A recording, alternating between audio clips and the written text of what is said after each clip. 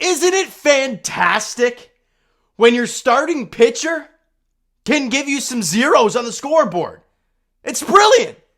Before your offense can get rolling, we would love to see some early offense from the Blue Jays, but Chris Bassitt has been outstanding for the last, 3 starts now? His last 2 have been great, and tonight was, in my opinion, the easily the most impressive he has been as a Toronto Blue Jay. 6 1/3 scoreless innings, and he was not happy about getting pulled, but I don't blame him. But again, in a situation, I understand it. And the Blue Jays even up this 3-game set at 1 apiece, winning 4-2 against the Houston Astros at Minute Maid Park in Houston, and the Jays are now 11-7 on the year. Chris Bassitt was mixing all of his pitches well. Jose Urquidy was doing a hell of a job as well. You know, it was a very big pitcher's duel through the first 3 innings, but top of the 4th inning with 1 out, Vladdy comes up, and right as they're showing the graphic of, hey, over his last 10 games, he's hit .333 with no extra base hits. Well, the first pitch Vladdy sees is a ball up, and it's a 96-mile-an-hour fastball, and he belts to right field, and it's gone! Vladdy gets in on the long ball. The Jays hit a home run for the first time, it feels like in forever.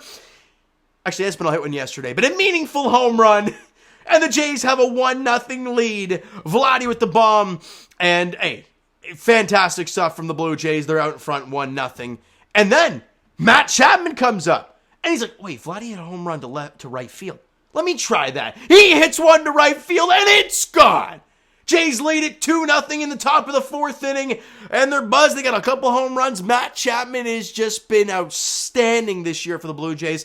When was the last time, you guys may be able to tell me this, when was the last time Matt Chapman hit an opposite field home run? A home run to right. He's hit center field. He even went to right center, I think, in the home opener. But straight on right field. When was the last time he hit a home run to right? It was beautiful. Jays got a 2-0 lead. Chris Bassitt throws up some more zeros. We go to the top of the 5th inning. And, with Whit Merrifield at the dish, they start the runner, Brandon Belt, which is like, oh God. Whit Merrifield, though, he gets a hit, he gets a single, and Belt goes to third in the play. We got runners in the corners, nobody out for Espinal, and they loved right field today. He punches it through the right side for a base hit. In comes Brandon Belt. Jays got a 3-0 lead. Awesome. Then Bo Bichette. He singles. In comes Whit Merrifield. And we are feeling outstanding. It is a 4-0 Blue Jays advantage. Awesome. We go to the, what would it be? Bottom half of the 7th, Chris Bassitt back out there. Gets into some trouble, an error from Espinal that, you want to get that. Especially for Bassitt, you want to see him go 7. They can't do it. He ends up going 6 1/3, leaving with guys at 1st and 2nd, and 1 out for Jimmy Garcia. Jimmy Garcia gets out of that tough inning. Really good job from Jimmy.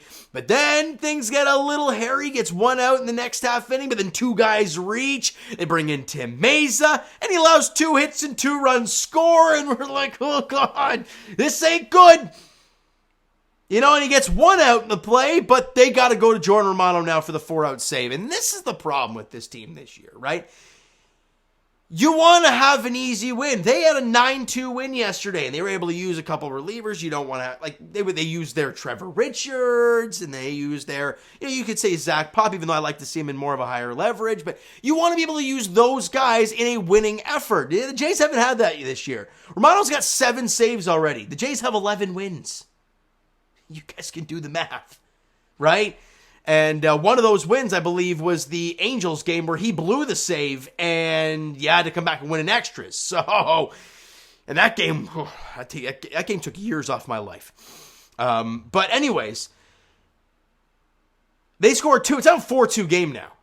Romano gets out of that inning in the bottom half of the 8th, goes out there for the bottom half of the 9th, shuts the door down, gives up 1 hit, couple strikeouts in an inning and 3rd, gets save number 7 on the year, and the Blue Jays, after losing a couple games in a row, after getting beaten down 2 games in a row, you come back with a win.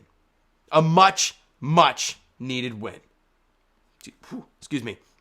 Let's get to the offensive player stats, shall we? Matt Chapman continuing to have just a ridiculous season to this point. Goes 2 for 4 with a run scored, a run, an RBI, and obviously both of those on his home run that he hit. And Whit Merrifield, who I said earlier, I think it was in the last video, I believe. Oh, it was the last video or the video before, where I said that I need Whit Merrifield's my starting second baseman. I'm sorry. If we're putting out the best 9 and we're putting out the starting lineup for a Game 1 playoffs, Whit Merrifield's in there at second base. Espinal has not, more often than not, he's sure-handed defensively. Made an error today, but overall, he's sure-handed defensively. And sure, he made the All-Star team last year with his bat as well, hitting like 300. But let's be honest, we all know what happened in the second half for SB. And to start this year, like I hate to say it, Jays fans, because people love to rag on him. I hate to say it, but offensively, if you look at all the numbers, Cavan Biggio's having a better offensive season than Espinal. I know. It's crazy to think about. But Espinal's defense is better, so they've kind of balanced out. So, SB struggled. Biggio hasn't been great for a couple of years now, really, and I think it's a confidence thing as well, and obviously not because it's in playing time, but you're not going to get it. You're not just going to get gifted playing time for just being there. And I think another reason why Jays fans are so hard on Cavan Biggio is because he came up with Vladdy and with Bo. So you're expecting him to be the same as them. And you just can't expect that. It's just not him, right? And team overall wise, they only had 8 hits, right? But this is the great thing about teams with the long ball. 2 of those were long balls, right? So 8 hits, doesn't matter. 2 of them left the ballpark. 8 strikeouts for the Blue Jays. Walked twice. And hey, not the greatest offensive performances, but let's be honest. You know, Jose Urquidy's a really good pitcher. So, hey, can't stub your nose. You went deep twice on him. You scored 4 runs on the guy. You did a good job. Chris Bassitt, as we mentioned, the Bassitt Hound was outstanding. 6 1/3, 3 hits allowed, 1 walk, 5 Ks. Outstanding. He had all 7 pitches working. I don't think he threw an 8th one today. I don't know if that's a joke or whatever. Anyways, he was great. Remarkable stuff. Can this continue for the rest of the rotation, please? Because I mentioned it in the video yesterday. This rotation has been painful to watch because you have no idea what you're going to see. No clue. He was great today. Jimmy Garcia, an inning pitched, 2 hits, 2 runs, couple strikeouts. Tim Meza, 1/3 of an inning, a couple hits. Jordan Romano, as I mentioned earlier, an inning and a third, 1 hit, a couple Ks on his 7th save of the year.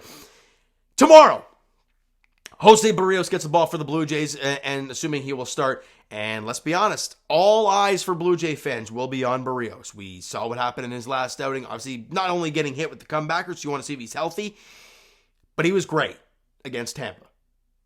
How are you going to attack the Astros? We will see. We will see.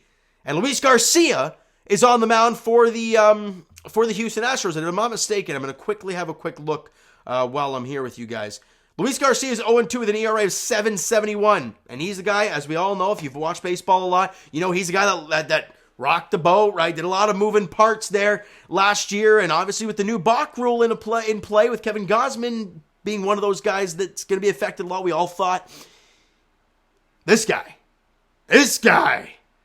had a lot to change. And to start his season, hadn't been great. So we'll see what happens. I don't know. He's got the stuff. Barrios has the stuff. Both guys are question marks. We'll see what happens tomorrow. 8-10 first pitch at Houston, the finale of the series. And the Blue Jays look to, yet again, win another series. We'll have to see how it all plays out there, right? So you know what, guys? That is going to do it for this one. If you enjoyed the video and the win today, because if you're a Leaf fan as well, this was a big breath of fresh air. Smack the like button. I do appreciate it. Hit the subscribe button. You guys not already. Comment down below your thoughts on the video, thoughts on the game. Would you like, would you not like from today's game? For the Toronto Blue Jays, the Twitter and Instagram links are down in the description, so follow up there if you guys have not done so already. The Discord and TikTok links are down there as well, so follow up if you have not done so already. And I will talk to you guys, Leafs edition, of course, Thursday game 2. Leafs and Lightning. I don't know. We'll see what happens there. As for the Blue Jays, as we talked about, they're back in action tomorrow night, game 3, the finale of the 3-game set in Houston. Jose Barrios, Luis Garcia, 8-10 first pitch there. Thank you guys so much for listening and watching. I hope you enjoyed the video and the W today. We'll talk to you guys then.